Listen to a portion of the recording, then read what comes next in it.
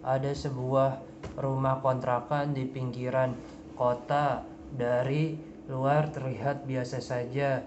Cat dinding agak pudar, halaman kecil dengan rumput liar, dan jendela kayu yang mulai lapuk.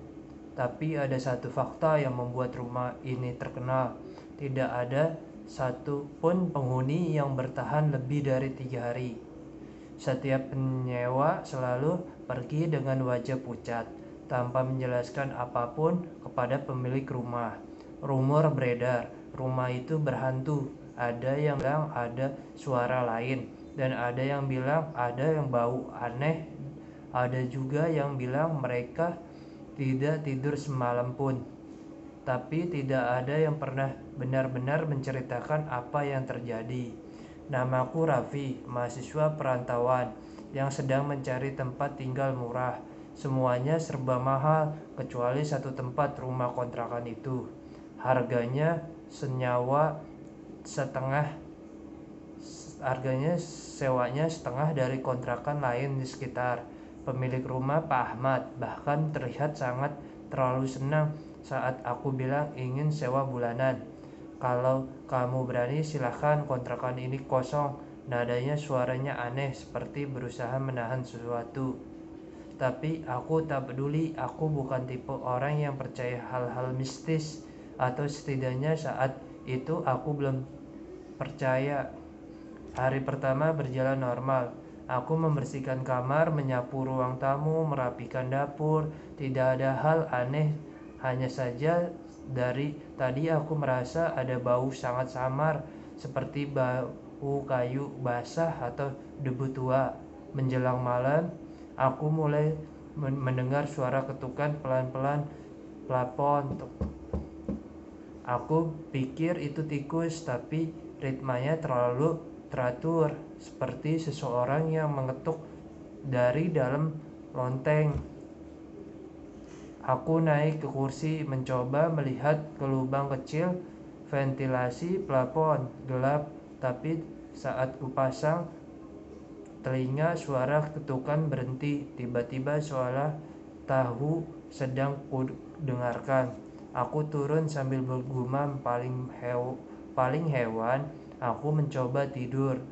Namun tepat jam 2 lewat 37 menit pagi aku terbangun karena ada suara seret dari dalam lonteng, seperti sesuatu yang berat digeser pelan tapi jelas.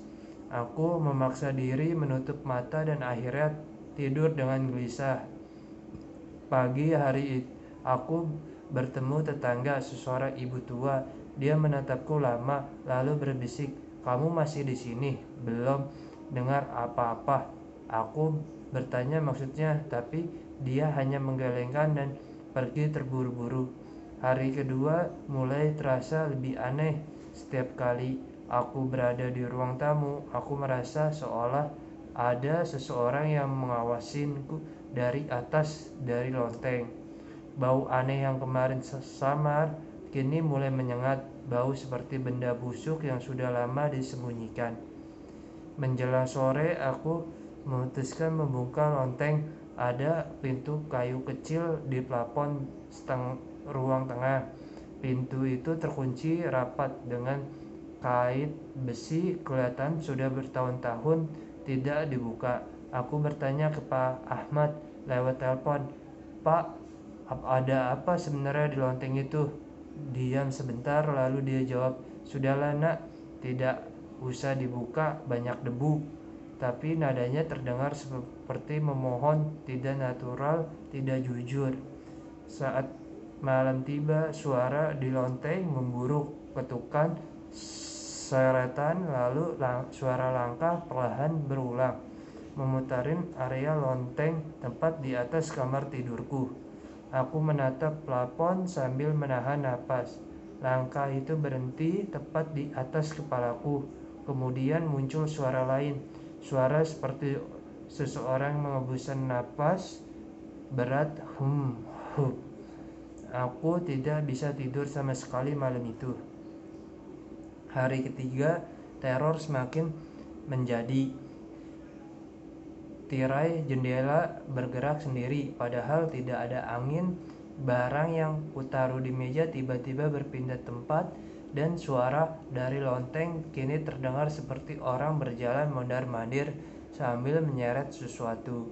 Aku menyadari satu hal, semua penghuni sebelum selalu pindah di hari ketiga, dan hari ini adalah hari ketigaku. Katakan Ketakutanku berubah menjadi rasa penasaran yang tak tertahan. Aku harus tahu ada apa di dalam lonteng itu. Dengan senter di tangan, aku naik ke kursi. Kupaksa kait besinya sampai terbuka. Pintu lonteng terangkat perlahan. Bau busuk itu langsung menyambar. Bau menusuk hidung sampai membuatku hampir muntah. Aku menyorot senter ke dalam. Awalnya hanya terlihat debu, lalu benda-benda lama, koper tua, foto-foto rusak, dan kain lusuh hangus sebagian. Tapi di sisi paling pojok ada peti kayu kecil seperti kotak bekas menyimpan sesuatu yang berharga. Peti itu ditutup kain hitam kusam. Aku mendekat sambil menahan rasa takut. Tangan gemetar, tapi tetap kubuka, dan di dalamnya ada sebuah boneka kayu. Boneka tanpa mata, wajahnya digambar pakai arang, dengan senyuman panjang yang robek sampai ke pipi, namun membuatku benar-benar merinding. Di bagian belakang boneka itu tertulis nama seseorang dengan goresan rapih namaku. Padahal aku baru pindah 3 hari lalu. Tidak mungkin seseorang sempat menulis namaku di sana. Tidak mungkin boneka itu ada di sini sejak sebelum aku datang atau sebelum siapapun datang. Tidak mungkin. Saat aku masih menatap boneka itu, tiba-tiba suara terdengar, tok tok tok tok. Bukan dari lonteng, tapi dari belakangku. Seperti seseorang baru saja naik ke lonteng bersamaku. Aku membeku, punggungku terasa dingin. Pelan-pelan aku menoleh, tapi sebelum aku sempat melihat apapun, pintu lonteng menutup sendiri keras sekali. Gelap, aku menjerit, memukul plafon, mencari-cari gagang pintu, sampai akhirnya pintu itu terbuka sendiri. Aku jatuh ke lantai ruang keluarga, terengah-engah. Tak butuh waktu lama bagiku untuk mengambil barang, kunci motor, dan lari dari rumah itu tanpa menoleh ke belakang. Keesok harinya aku kembali untuk mengembalikan kunci. Pak Ahmad menatapku tanpa ekspresi. Dia hanya berkata, "Kamu bertahan paling lama dibandingkan yang lain. Yang lain biasanya pergi sebelum malam ketiga." Aku bertanya, "Di lonteng itu sebenarnya apa, Pak?" Ia menarik napas panjang. "Lonteng itu tempat seseorang meninggal dulu. Dia meninggalkan banyak hal, termasuk benda kesukaannya, termasuk boneka itu." Aku merinding. "Lalu kenapa ada nama saya di boneka itu?" Pak Ahmad menjawab dengan suara pelan, "Karena dia selalu memilih penghuni berikutnya." Aku menunggu dia menjelaskan, namun ia menatapku tajam dan berkata, "Kamu beruntung bisa keluar."